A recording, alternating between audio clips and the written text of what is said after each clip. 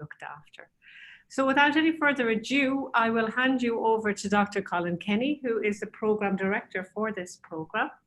And yes, and Dr. Kenny will tell you all about the programme and how it pertains to diabetes management and I suppose the most current interventions, medicinal interventions, and essentially the state of the nation when it comes to diabetes right now. So thank you, and over to Dr. Kenny.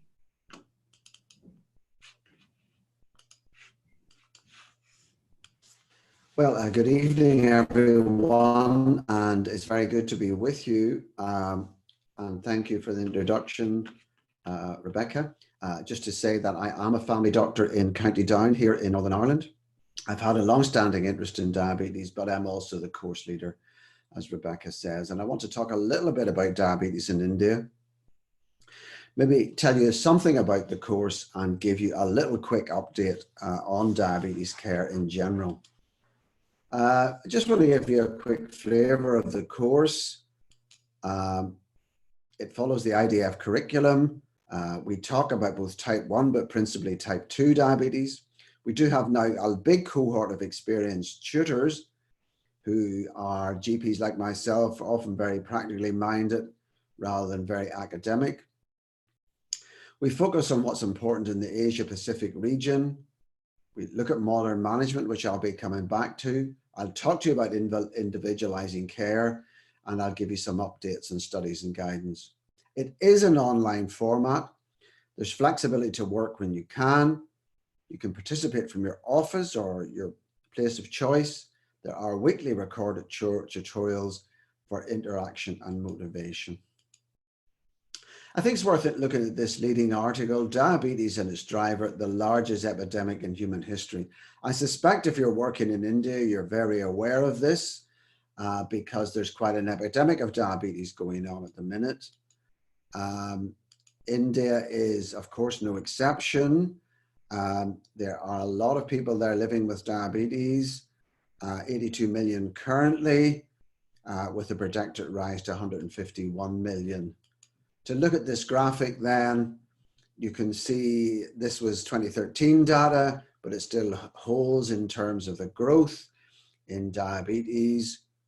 But what interests me about India is that that growth is not the same in every state. We see the same pattern in the United Kingdom and Ireland. Certain areas have a higher incidence of diabetes. Into this data, you'd also see that rural versus urban makes a difference as well.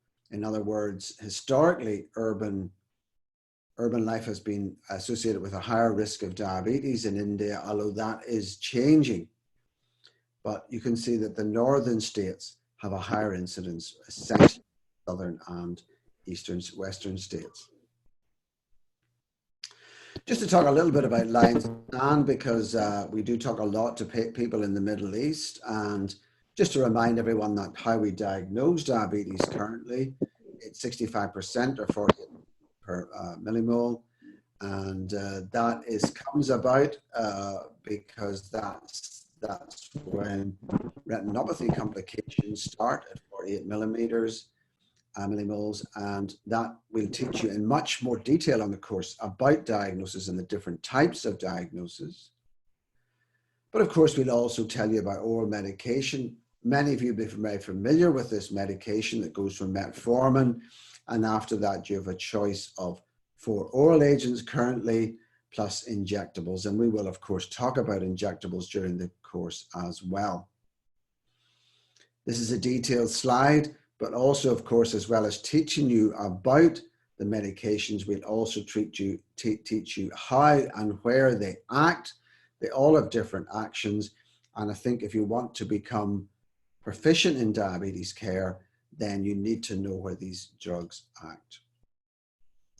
This is the current Indian guidance that I could find online. Many places in the world of diabetes guidance. We have it in the UK and America. There are many good guidances, and I'll come back to that. And there's a variety of targets as well. I think it's important to say, though, targets need to be based on individual patient characteristics, preferences, and potential side effects and cost. So individualizing targets is important rather than broad brush targets. You might want to help patients set goals, try and understand what's important for them, validate their goal and plan, but remember, no decision about me without me informing patient choice would be very much what we try to achieve in diabetes care. The reason for that is because we need expert patients. This little pie chart is sort of self-explanatory, but in any 1 year, the person living with diabetes might have 3 hours with a healthcare professional. For the remaining 8,757 hours, they have to manage their complicated condition themselves. So we will be encouraging you to encourage your patients to become expert patients. And part of that is using non-judgmental language with them, because we shouldn't stigmatize the condition. We should use jargon-free language free of stigma. And remember, they're people living with diabetes, not diabetics, as I might have called them 10 or 15 years ago. You'll all be familiar with barriers to starting insulin. And again, we spend some time in this and tell you how you can overcome those barriers, but also we'll be suggesting alternatives to insulin as well. Of course, we talk about emergencies, both hypo and hyperglycemia, and the symptoms associated with both. We're very keen that you know how to deal with emergencies.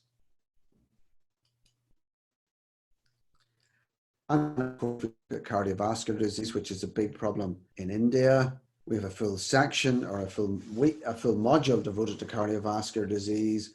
And during that module, we look at the various things that can impact on cardiovascular disease, including lifestyle, hypertension, lipids, glycemia, and glucose lowering drugs as well.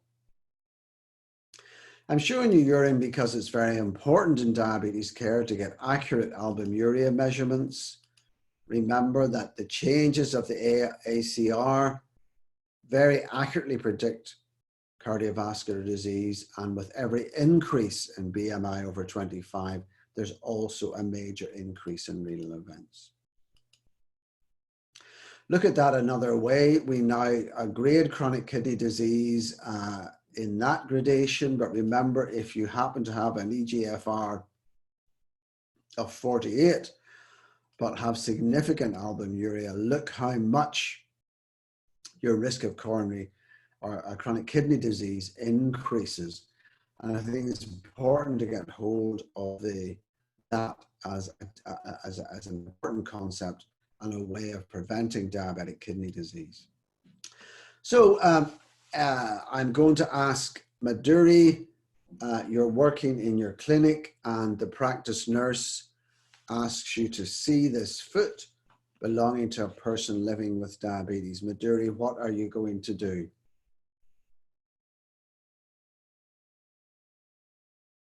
Anybody help Madhuri out? Anybody concerned about this foot? Dr. Keshav, would you care to comment on this foot that you see at a clinic?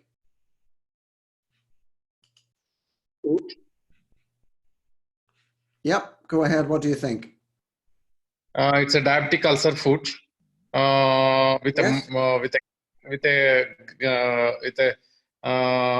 a gangrene. Yes. So a couple of observations to start with. You can see this is a calloused foot. This is an at-risk foot anyway. This person probably has neuropathy. They've been walking on that part of their foot. I would also make the observation that this is quite red, possibly infected looking. But Dr. Keshav, you are concerned about this part of the foot. Tell me what your concerns are. Concern is about the main thing is this is a diabetic ulcer foot with gangrene.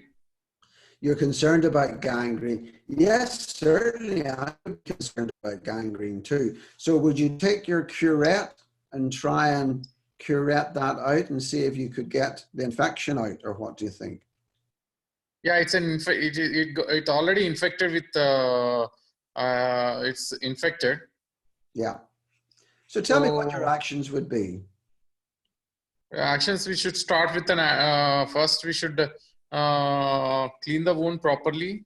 Yeah. And start with an antibiotic. Yeah, I mean, those are all very, very, very, very reasonable suggestions. I suppose my concern here is I think this is a long-standing lesion. I'm worried about deep-seated infection, possibly osteomyelitis would be a concern. I would certainly want to curette that, but I suspect once you start it there, you might go in quite deeply. So my feeling is that this is an emergency. This person's diabetic control may not be very good. That may be out of control, and certainly an infection would drive it out of control.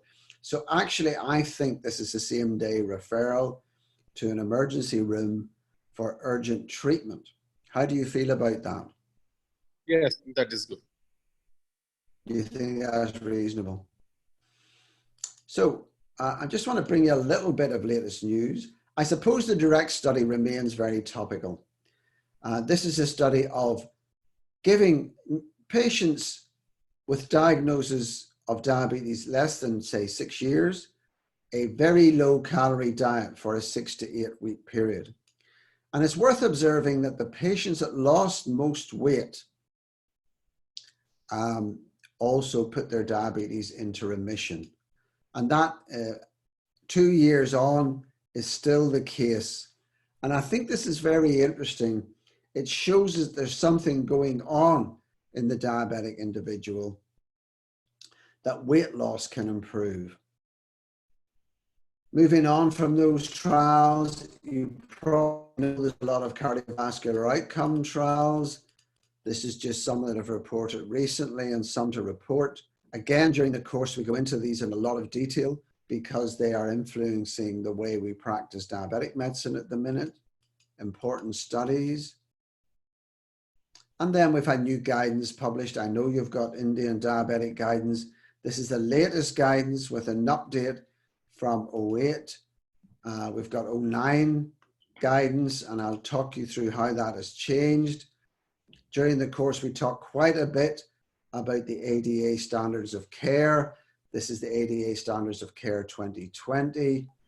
It's just worth observing that they now flag up the importance of using GLP-1s or SGLT2s to reduce major adverse clinical events in somebody who's very much at risk. Perhaps GLP-1s first, if you've got established cardiovascular disease. SGLT2s are recommended in patients with type 2 and heart failure. So this may be a little change in practice for this year. But just to remember some other things, glycemic targets are always changing, technology is changing. We use different risk indicators. Remember, with older people living with diabetes, we tend to de-intensify. We recognize that there are many more young people presenting with type 2 diabetes and disordered eating. Pregnancy calls for special attention. And then in many parts of the world, including India, there is difficulty with access to insulin and its affordability. Remember, this is back to individualization again. We tend to make decisions depending on the patient's duration of illness, their morbidities, support they have, adverse outcomes. So we tend to go for stringent or less stringent care depending on those factors. But we always start with the individual themselves, see what they want, and then try and apply new evidence. You've probably seen this guidance, but this is the latest American Diabetes Association EASD guidance. In other words, if you do have established cardiovascular disease or chronic kidney disease, then preferentially use GLP-1s or SGLT2s. If you haven't a compelling reason, then probably DPP-4s, GLP-1s, TZDs would be the way to go. If you want to promote weight loss, then GLP-1s and SGLT2s are the way to go. And then if cost is a big factor, then remember that TZDs and SUs are generic and at lower cost. So that's the current algorithm that we're accepting. And remember that algorithm also helps us when we can use metformin, when we can use other drugs in combination as well. And of course, we'll be teaching all these things in great detail when you sign up to do the diploma course. So just why would you consider the diploma course? And Rebecca will come to this shortly, but we are in a changing environment currently. You'd have, if you deliver diabetes care, a responsibility to stay up to date. This course absolutely offers you that. It's convenient. You don't really have to leave your study apart from a couple of face-to-face workshops. Materials are relevant and up to date. We help you develop your knowledge and skills, and we support you with technology, learning, and motivation. So if you've been sitting for a while listening to me, remember that sitting's the new smoking, and I would encourage you to get as mobile as possible. And thanks for your attention. And I'm going to stop there. I'm certainly very happy to take questions from anyone. Does anyone have any questions? If not, I will lead on to Rebecca at this stage. Thanks, Colin. Just everyone, if you do want to ask a question at any time, just you can unmute yourself with a little microphone at the bottom left-hand corner of the Zoom screen. So if you do want to ask a question, by all means. If you're feeling shy and you don't want to ask a question verbally, you can ask one on the little chat button at the bottom as well. So you're very welcome to do so. So I am just going to give you a programmatic overview very quickly, just to give you a feel for the program. So.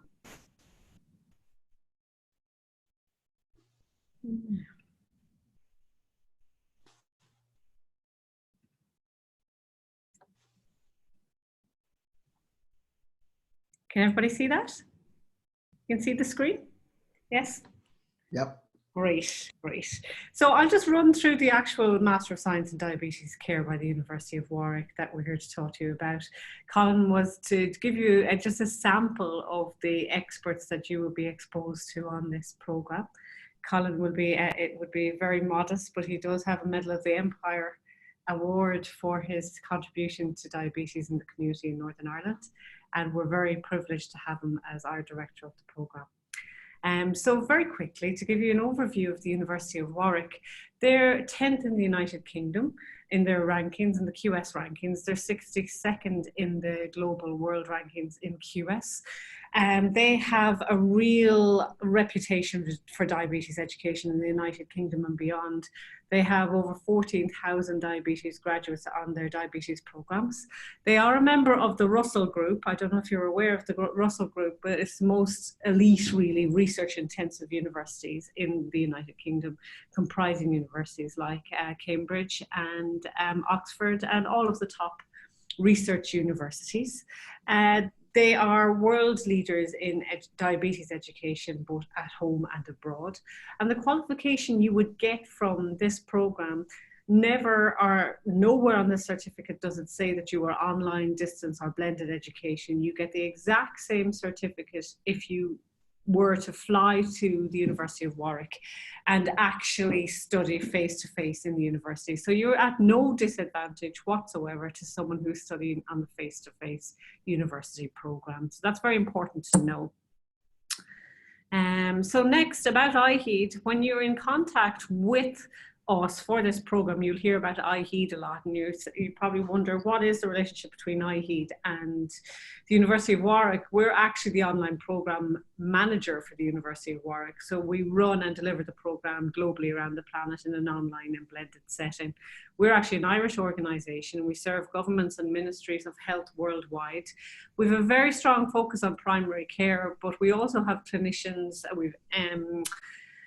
We've cardiovascular surgeons, cardiologists, endocrinologists. We have primary and secondary care healthcare workers on this program. So even if we have a focus on primary care, we do welcome all clinicians on the program. IHEAD as an organisation has over 300,000 course completions and over 30,000 healthcare workers globally on our training platform. So we're not very well known in India as yet, but globally we have a very large footprint in terms of clinician and healthcare education. Colin has already touched on this, so I'm not going to stay on this slide for very long. I know the stats seems to vary whether you go to the IDF or Wikipedia or whatever, but whichever program or website you go to look at the diabetes prevalence in India, it never makes for good reading. So the stats might change, but unfortunately I suppose the actual quantity is quite significant. So it says in the IDF that it'd be 77 million patients living with diabetes. Just over 134 million will be diagnosed in the next 25 years. 1 in 6 adults on the globe with patients living with diabetes are from India. So that's a staggering fact. And 1.2 million deaths are attributed to diabetes in India every single year. So it's the second highest number of deaths in all of the IDF regions. And 1 in 4 live births in India are affected by hyperglycemia in pregnancy. So unfortunately, it is a global epidemic, but it very much is prevalent in India, and be it perhaps just a prevalence in terms of genetics, but it is there and it is very, very strong. And it does, as Colin said, seem to vary very intensely from region to region. But policymakers must strengthen primary care to reduce the impact of the economic burden of this disease. For example, Colin was showing you the gangrenous foot there, the diabetic foot, and in Ireland and the United Kingdom, it would be the equivalent of 20 lakh if a patient is put into the public healthcare sector with a lower limb amputation. So the repercussions on the health system for advanced comorbidities and lower limb amputations in diabetes, in patients living with diabetes, is very, very, very severe on a health system and on a budget of a health system. So prevention and early intervention is so, so important. So the Master of Science, I'll go straight into it. So we've 12-month postgraduate diploma, and if you wanted to progress, you can progress to an additional 8 months to get the MSc. So it's 20 months in total for the MSc, not 20 additional months. So 20 months in total for the MSc, and 12 months if you just want the postgraduate diploma, of which many students do. It's fully internationally accredited by the University of Warwick. It's designed and delivered by world-leading diabetes experts, and it's delivered on a very advanced medical education platform. I did say it's recognised by local regulators here, and these are regulators globally. So it's the Emirates Medical Association, Kuwait Institute of Medical Specialties, Dubai Healthcare Authority, the Malaysian Medical Association, the Japan Primary Care Association, and we have met with the Medical Council of India as well, and I will tell you about that shortly. So if you are ever thinking of migrating in terms of your practice to the Middle East, we're very well recognised there. Of course, we're recognised in the United Kingdom and Europe. And as a highly ranked global university, we are on the Ministry of Education university listings globally across the planet. It is an exceptionally innovative program. We have invested, which would be the equivalent of 4 crore in the creation of this program. So that is not a small amount of money. And as a result of that, it is so far removed from that terrible distance learning where you're just downloading PDFs and looking at these boring talking head videos and you're left in isolation to study by yourself. This absolutely does not happen on this program. We understand you're busy clinicians, and as a result of that, we have an awful lot of touch points, a lot of mentoring. We have a face-to-face class every single week, just like you're on the one you're on now with us on Zoom. So it's with your fellow clinicians and peers from across the world and our tutors in a live tutor our classroom setting for 1 hour per week. You've live discussion forums. You have the face-to-face clinical workshops, which we will do in India. The location of that workshop has not been decided. Most likely it will be either in Delhi or in Kerala, depending on the largest number of enrollments on the program. But just to reassure you that it is extremely advanced, highly engaging. We use advanced analytics to support students. We have competency-based assessment. We've synchronized live tutorials, as I said, interactive case studies, 3D medical animations, hot topics, quizzes.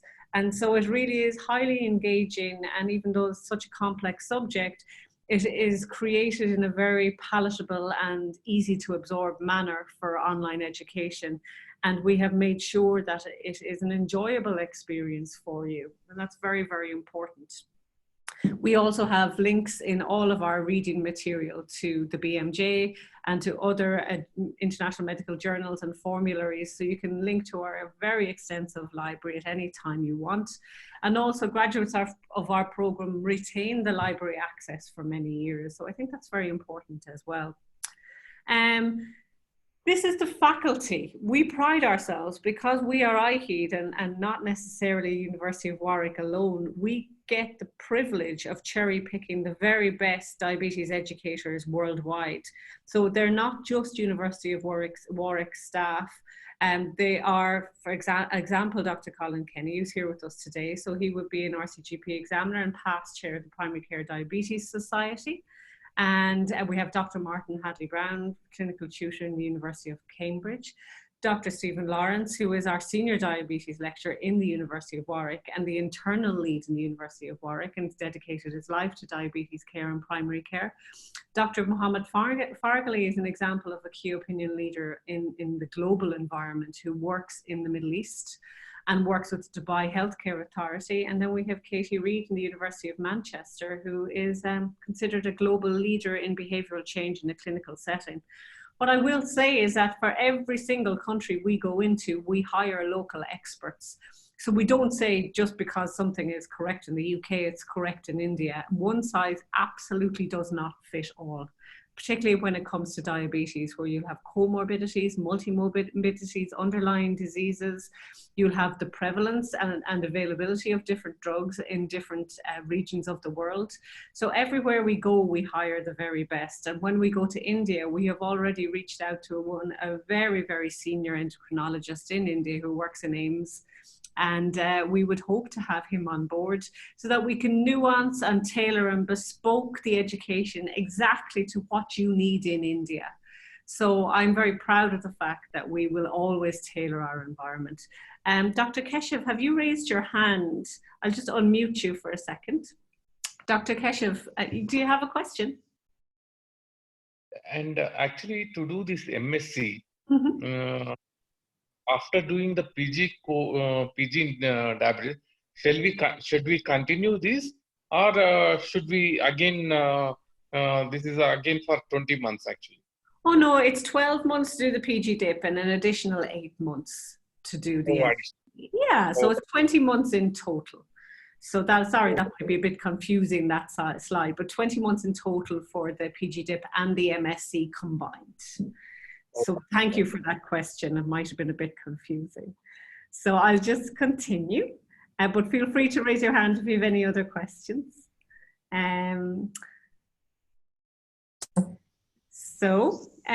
What to expect on the program? We start off semester one with module one, the core principles, obviously screening, epidemiology, classification, evidence-based medicine, all the tests, your HbA1c testing, glucose testing, and all of the testing that you would do in terms of dyslipidemia as well. We then go on to treatment. One thing I will say about the treatment, I think this is the most intensive module of the whole of the 6 modules in the PG dip, because you do an awful lot of advanced study here. The chronic illness model that you will learn here can be cut and paste across all non-communicable diseases, and I think that's a real advantage. The theory and methodology you use to set up your registers and really understand chronic diseases can be cut and paste across COPD, across cardiovascular, and across all of the NCDs in terms of mental health, etc. So that's the learnings you can take from this and bring to other areas of your practice. We look at, of course, all the medicinal interventions like glucose lowering medicines. We look at continuous monitoring, your pump therapy, and in extreme circumstances, your weight loss surgery. We have an exemplary bariatric surgeon from the University of Warwick associated with this program as well, and he's actually from Kerala himself originally. So we go through the whole gambit of diabetes management, your NCD management, all the way through in your interventions to weight loss surgery and diabetes in children. So it's a very intensive module. Next, we do self-management, and I think that this is actually one of the modules that the doctors say they enjoy the most, because all over the world, doctors are moving away from that dictatorial approach to their patients. And as Colin so rightly pointed out, you may have 2 or 3 hours, if you're very lucky, with a person living with diabetes per annum, but they have another 8,900 hours to themselves to manage their own disease.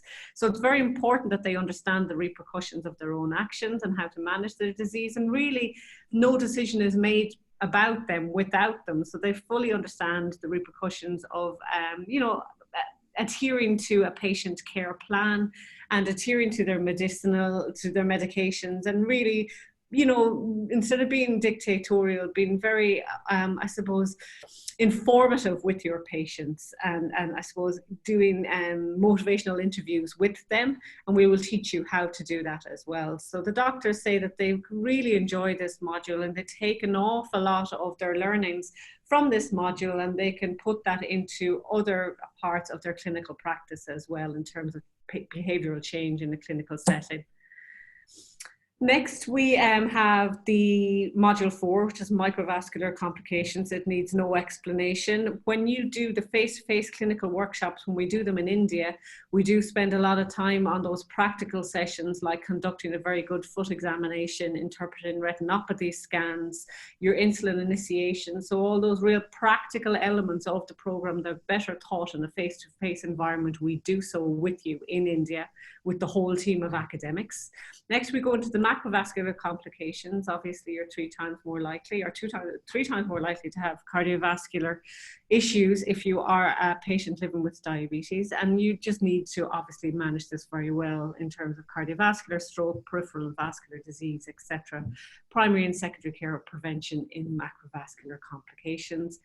And finally, we finish off with special circumstances. We look at pregnancy, we look at Ramadan and Hajj, and all forms of religious fasting, because if you are fasting for whatever purposes, you are then at a very high risk of both hypo and hyperglycemia. So it's extremely dangerous from that perspective. So working with your patients to prepare in advance for a fasting season is important. Sports, travel, mental health, you're once again 3 times more likely to suffer with some level of mental health challenges if you're a patient living with diabetes. And also when you're looking with older people with diabetes, you look at multi-morbidities, comorbidities, and a really bespoke patient care plan with underlying conditions. So there's only particular medications that may suit that particular individual. So it's very important. Next, that is the end of the postgraduate diploma. And if you're not sick of us and you're still willing to and wanting to progress to the MSc, we then move on to the final 2 modules, and that's research methodologies and your professional project. I'm very excited about the master's side of this program, because we do not ask you just to write a project or write a thesis that sits gathering dust on a shelf in a university. It's very practical. We ask you first to come up with your topic and do your quantitative and qualitative analysis. But secondly, we ask you to actually do a poster presentation at a medical conference. If you want to do it in India or globally, that would be fantastic. And also that we prepare your professional project for a journal submission of national or international recognition. So you would prepare all of your project with the final learning outcome, our ambition to have it published. And to be published in terms of what that means for you and your CV and your ability to progress your career is exemplary.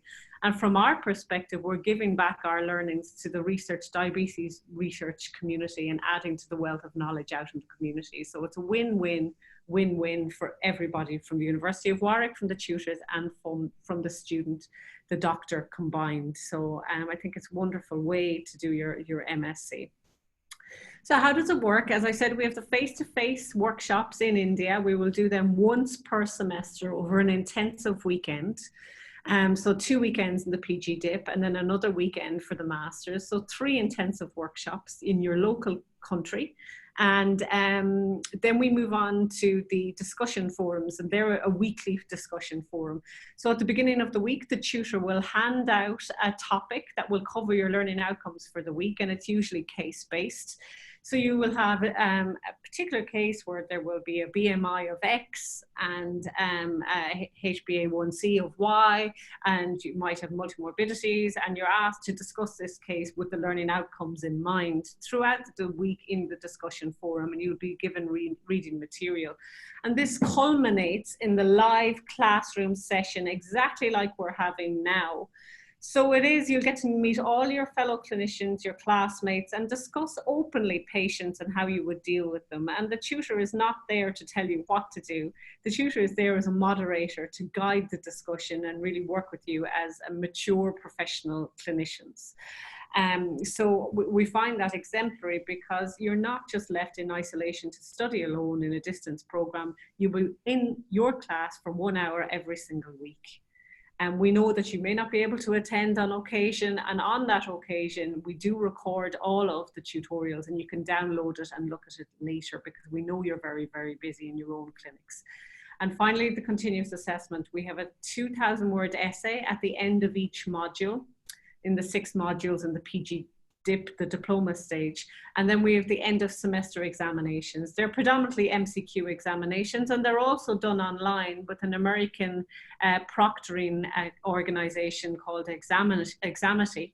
So you will be able to sit your assessment and your exam from the comfort of your own home also. And it's a unique online experience, as I said. It's just very engaging, very immersive, using online simulations, virtual OSCEs, gaming, hot topics, quizzes. And so it's highly interactive and a real pleasure to use. As you can see here, this is a patient-based case study from the Middle East, one of our Middle East groups. So they'll talk about that individual patient and her overall metrics in terms of her HbA1c, her creatinine, her blood pressure, etc. And you discuss how you would handle that particular case amongst you.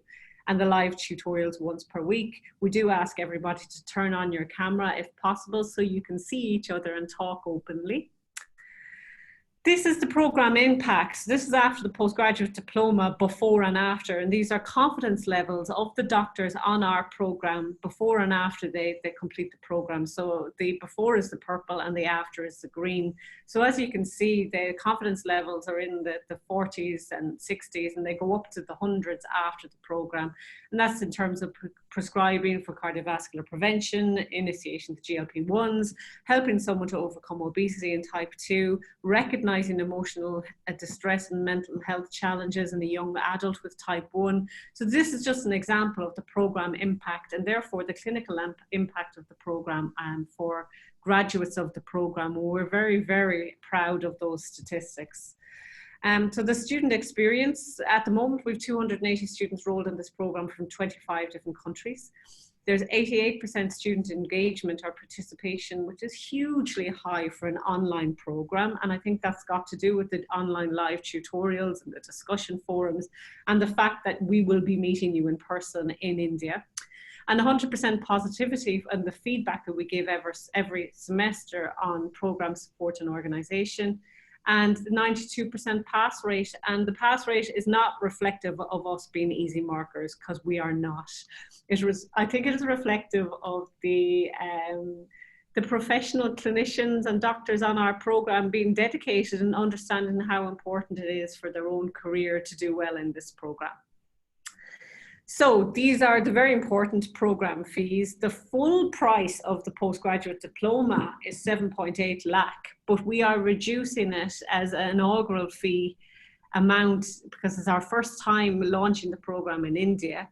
with the early bird reduction and I suppose a reduction bursary for India to launch in the market for the first time, we'll be reducing it from 7.8 lakh to 5.5 lakh. So that's an extremely significant reduction in the price.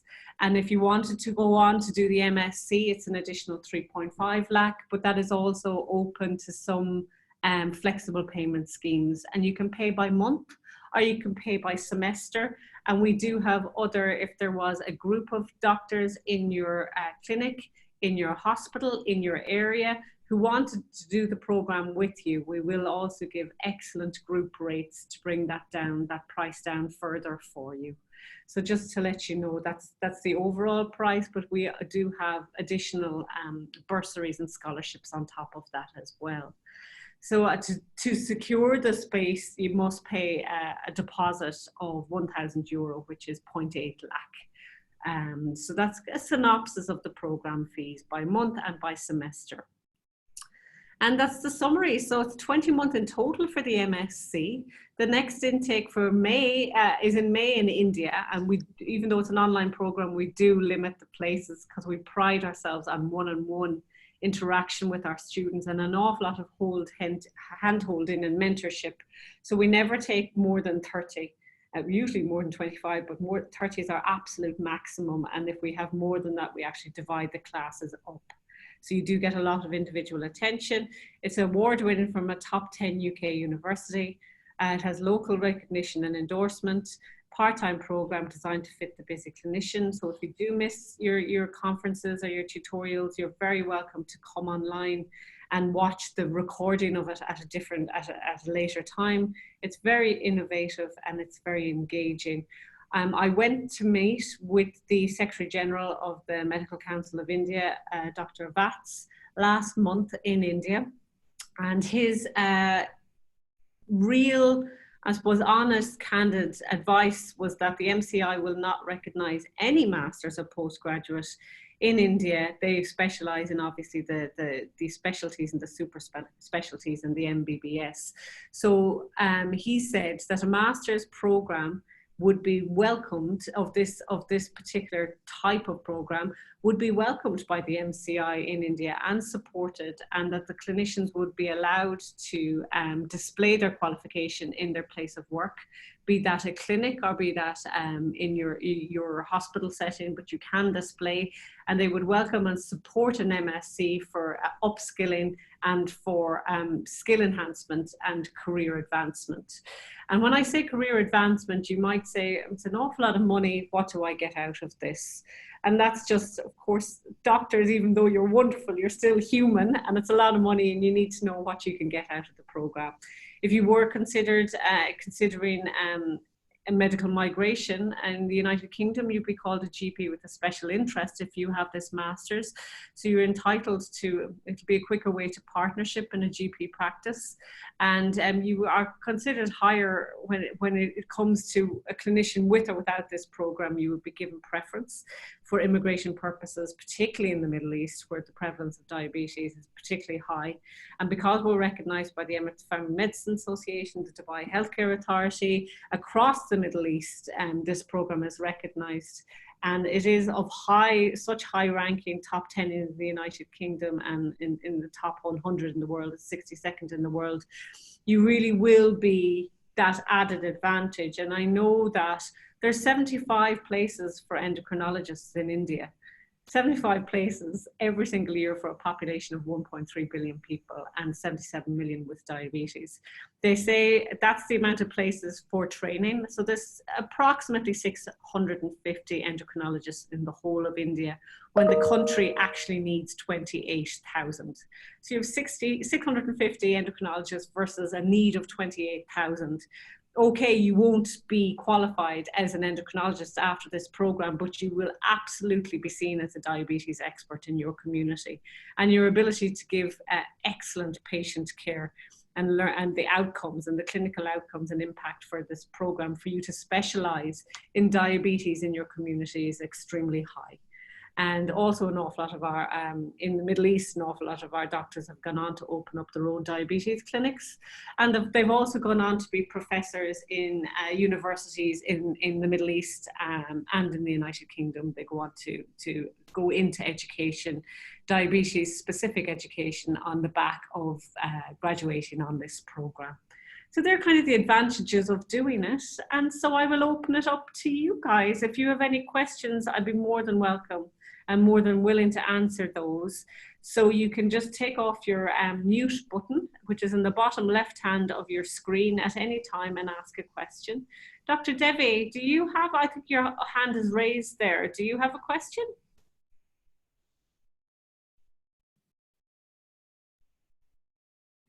I seem to unmute there. Dr. Keshav, have you any other questions? No. Okay. And do you think, can I be very, I'd like to get your impression, because this is our first webinar in India, and we know that price sensitivity and elasticity is there in India. Do you feel that this is the price what you have kept actually? Sorry, Dr. Keshav, say that again. Yeah, the price of the course. Hello. Yes, can you hear us? Yeah. Just the price of the course, the price. The Yes, price. Dr. Bishop, Yeah. you're saying about the price of the course. I've got to say, it does seem like a lot, but remember, it is potentially a master's course that's recognized worldwide. And it's competitively priced with other courses, although naturally we would assume that our course is better in the way it's delivered and the standard of the tutors. What do you think, Rebecca? Well, just Dr. Keshav, if you were to go to the University of Warwick and do their face-to-face program, that is €30,000. So that would be the equivalent of what? That's like 8 through 24 lakh maybe. To do that program in the United Kingdom, and that's excluding your accommodation and your flights for the year. And so, you know, you're talking huge money for the exact same qualification because of its global rankings. I do appreciate it's a lot of money, but 24 lakh versus 5.5 lakh to get the same qualification. And I suppose just from, if you wanted to utilize it for medical migration, it's recognized globally across the planet. So there are real advantages, and I do know the price is significant, but it is nothing in comparison to what a student would pay if they traveled to do the same program. So does that answer your question, or do you think it's still too high, or is there any? We're very open to honest feedback. Yeah, honest feedback was a little bit high. Okay. That was my concern actually. I understand. Otherwise, otherwise doing the course is not a it's a good thing actually to update ourselves. That's the thing. Okay. I will say, Dr. Keshav, we are going to reach out to a few of the philanthropic foundations in India, Tata Health Trust and Biocon Foundation, to see if they can support the Indian clinicians as well. But that process will take some time, but we are aware of price sensitivity in India, and we will do everything in our power to try and make it as affordable as possible for you. Okay. Okay, yes. Thank you. You're very welcome. You're very welcome. Dr. Siddharth, you joined late. Do you have any questions you'd like to ask us? Yeah, I'm very sorry. I was just in a meeting and I came out. No problem. I don't know what was the initial part of this presentation, and I might have the question. So first thing, would you mind sharing the PPT or the presentation on my email ID? Of course, and we have recorded this webinar. So as soon as the recording is ready, I can send it out to you by email. So you can, if you're feeling very bored, you can look at the whole recording. And if you're too busy, you can just look at the PowerPoint. That's no problem. Yeah, That will be great. I'll just go through the video maybe tomorrow.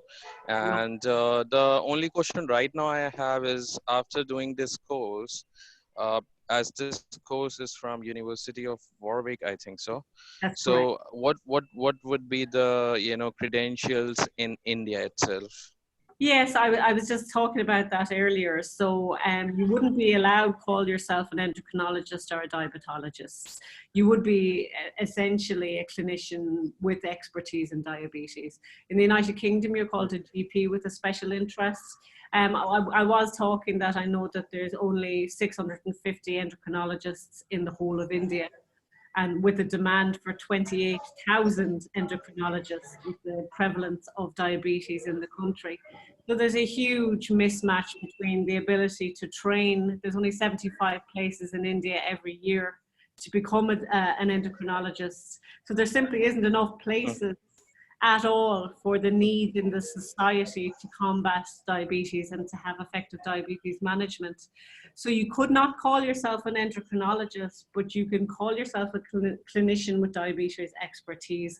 The MCI, we met with Dr. Vats, the Secretary General of the MCI, and he welcomed the program, said he would support it in India, and that the clinicians can display this qualification in your related work. So you're very welcome to display the qualification, the University of Warwick Diabetes MSc, in your clinic. Okay, so we can write an MSc in diabetology. And what about this course credentials back in UK? In the UK, well, Warwick is top 10 in the United Kingdom and 62nd in the world, and it's the top diabetes educator in the United Kingdom. So it's very, very well recognized. The University of Warwick would be considered the #1 diabetes educator in the UK. And if you are a GP or family physician, you would be able to call yourself a general practitioner, a GP with a special interest, which is at a higher level to a regular family physician. So if I'm comprehending right from whatever you were just explaining, what is the situation in India? It's the same situation back in UK too. You still can't call yourself a diabetologist or an endocrinologist in UK too. You will only be calling a GB with a special interest in diabetology. Correct, because you need a clinical placement usually for around 3 months in an endocrinology ward under the supervision of an endocrinologist, as part of your training to be able to be called an endocrinologist, and it usually takes 2 to 3 years in your training. So that's the reality. So the specialty training exists in endocrinology back in UK too. Oh, absolutely, absolutely. The core training and then the specialty Dr. training. Siddharth, it's a run-through training program that's part of specialty training, and that is for hospital consultants. People intending to be a hospital diabetologist. What we're really talking about is GPs who wish to specialize in diabetes within their own practice or their locality. They would normally be expected to have an additional qualification, such as what we've described. And Warwick has been around for over 20 years providing these qualifications, and we're very happy to endorse them as a qualification. So does that answer? All right. So, sir, yes, hello. Go ahead. Yeah. Go on ahead, doctor. Yeah. So my question over here is only this, that currently I'm working as a GP only. So doing this course and then practicing diabetology in India at a current scenario, as you were just explaining, sounds quite positive.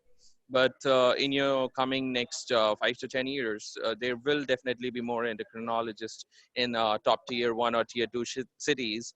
So then how to, still exist in the market? And as Indian patients are very specialty focused, they only go for specialty trained doctors for even the primary care treatment and all in India. So the healthcare scenario in India is very different. So how to still exist in the market? And all those questions still come to my mind. Yeah, doctor, I mean, and they're very valid questions. I've been to India over 50 times, so I really know it very well. I think I should have an NRI status at this stage. So it's like a second home. I do understand that. But there are 650 endocrinologists in India for a demand for 28,000. And even if AIMS and all of the other Christian Medical College Vellore and all of the medical colleges in India were to quadruple their fellowships in endocrinology, it wouldn't be anywhere near what's needed in terms of care for diabetes or patients living with diabetes in India. And obviously under the BJP and under the government, they understand that the NCDs are so important, and as a result they're bringing up under the new primary care clinics. They understand that NCDs should be managed in the community where it's all about prevention rather than cure, so they're not in such an acute state that they need to go into secondary care. So part of, I suppose, the social mission of this outcomes of this program is we're trying to get the diabetes patient to be managed within the community where it's a long-term condition. Yeah, so that's what I totally understand from your side. But the problem over here is the patients are very much focused on the specialty tax doctors are holding, and they on themselves, decide that to which specialty they suit more. And they don't prefer going to general practitioners a lot in India. Like if you just search, like you search for endocrinologist training, you search for family medicine training, and you will find even family medicine or general practitioner training is a huge defunct in India. Still, there is not enough number of family physicians existing in India and all. So that is where, this kind of question is coming, that if I want to stay in tier 1 or tier 2 cities, and with the numbers which you are sharing, slowly it will grow and all the endocrinologists will prefer to stay in tier 1 or tier 2 cities. Then how to work up with, sort of like I mean, like if I start right now with even a 1-year fellowship in diabetology, I'll do good with the number of patients and I can sustain my normal general clinic. But in next 5 to 6 years, I'll be out of business. So yeah, well, they say there's 77 million with diabetes diagnosed in India right now, and that will go to 134 million by 2040. So even if there's a huge increase in endocrinologists, it's going to be mismatched again by the number of sufferers of patients living with diabetes.